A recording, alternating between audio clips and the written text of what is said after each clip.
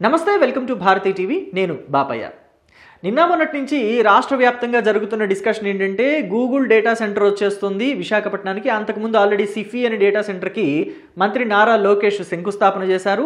ఇంకా కొన్ని కంపెనీస్ రాబోతున్నాయట. చాలా ఉద్యోగాలు వచ్చేస్తాయట. లక్షల సంఖ్యలో ఉద్యోగాలు వచ్చే అవకాశం ఎక్కువగా కనిపిస్తుంది అంటున్నారు. అలాగే రాష్ట్రానికి కూడా రెవెన్యూ లక్షల కోట్ల వచ్చే ఛాన్స్ ఉంది అని చెప్పేసి అంటున్నారు. ఇదంతా కూడా ప్రజల మధ్య జరుగుతున్న డిస్కషన్. అయితే ప్రజల మధ్య ఏం డిస్కషన్ జరుగుతుంది అనేది మాకు అనవసరం. మాకంటూ కొన్ని డిస్కషన్స్ ఉన్నాయి, మాకంటూ కొన్ని ట్రోలింగ్స్ ఉన్నాయి. మేము కొంతమందిని ట్రోలింగ్ చేయడానికి మాత్రమే ఉన్నాము అన్నట్టుగా వైఎస్ఆర్ కాంగ్రెస్ పార్టీ నేతలు అలాగే సాక్షి టీవీ వ్యవహారం కనిపిస్తోంది. చూడండి, నేను అన్నమాట మీకేమైనా తప్పుగా అనిపిస్తుందేమో. నన్ను గుడ్డు, లోకేష్ను పప్పు అనడం వల్ల వర్ధంతికి జయంతికి తేడా తెలియని నీకు ఏకిపారేసిన గుడివాడ అమర్నాథ్. గుడ్డు పప్పు, ఐ డోంట్ కేర్, ట్రోల్స్ పై స్ట్రాంగ్ కౌంటర్. గుడ్డు పప్పు పక్కన పెట్టి ట్రోలింగ్ జాతి పిత గూగుల్ సంస్థతో ఆ మాట చెప్పిస్తే నిన్ను నేను సన్మానిస్తా లోకేష్.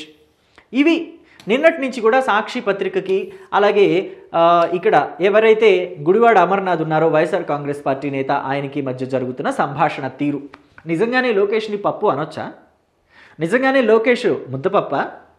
ఎప్పుడో ఆయన అమెరికా నుంచి వచ్చిన కొత్తల్లో ఆయన మంత్రిగా అయిన తర్వాత తెలుగు భాష మీద ఆయనకి ఆ టైంలో పట్టు లేకపోవటం వల్ల జయంతికి వర్ధంతికి తేడా తెలియక కాస్త ఇబ్బంది పడ్డారు. తెలుగు భాషని ఉచ్చరించడం చేతగాక కొన్ని సందర్భాల్లో తప్పుగా మాట్లాడారు. అది తప్పు అని చెప్పేసి అంటే మరి అసలు ఎక్కడికి వెళ్ళలేదు జగన్మోహన్ రెడ్డి. ఏపీని పట్టుకుని మాత్రమే వేలాడారు. కడప జిల్లాని పట్టుకుని ఆయన వేలాడారు. అయితే బెంగళూరు లేకపోతే కడప లేదా హైదరాబాదు, ఇవి తప్ప జగన్మోహన్ రెడ్డి ఎక్కడికే వెళ్ళింది లేదు. స్వయంగా జగన్మోహన్ రెడ్డి తండ్రి రాజశేఖర్ రెడ్డి మా అబ్బాయిని అమెరికా పంపించాము, తిరుగు టపాలో వచ్చేశాడు అని చెప్పేసి ఆయనే అసెంబ్లీలో ఒప్పుకున్నాడు. సో మరి అలాంటి జగన్మోహన్ రెడ్డి ఎందుకు తడబాటు పడుతున్నారు? అనేక మార్లు ఆయన ఎన్ని తప్పుడు తెలుగు పదాలని ఎంత తప్పుగా మాట్లాడారు ఏంటి అనేది అందరం కూడా చూసాం. ఆయన మీద ఎన్ని ట్రోలింగ్స్ వచ్చాయో అనేది కూడా మనందరికీ తెలుసు.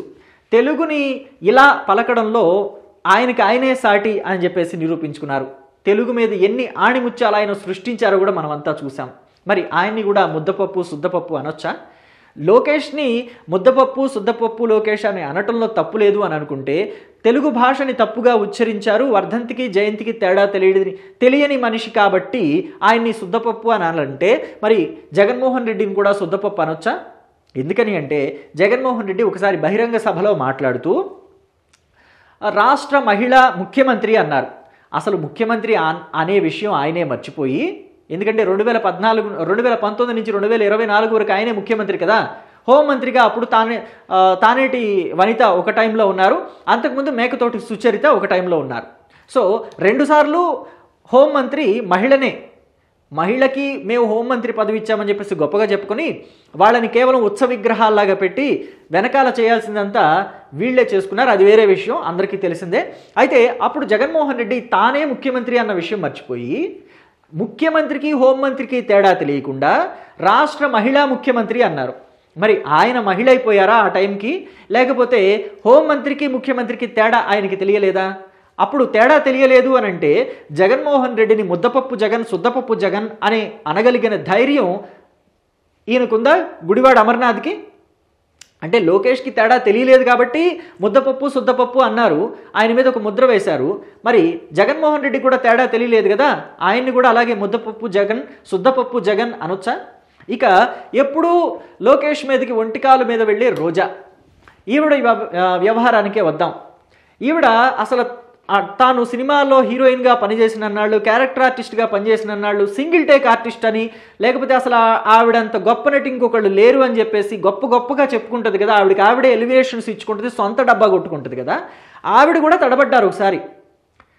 2022-24 లోపు ఆవిడ మహిళా మంత్రిగా పనిచేశారు కదా, టూరిజం శాఖ మంత్రిగా, యువజన శాఖ మంత్రిగా పనిచేశారు కదా. ఆ టైంలో అల్లూరి సీతారామరాజు జిల్లాలో అల్లూరి సీతారామరాజు వర్ధంతి సందర్భంగా ఆయన విగ్రహావిష్కరణని ఏర్పాటు చేసింది వైఎస్ఆర్ కాంగ్రెస్ పార్టీ ప్రభుత్వం.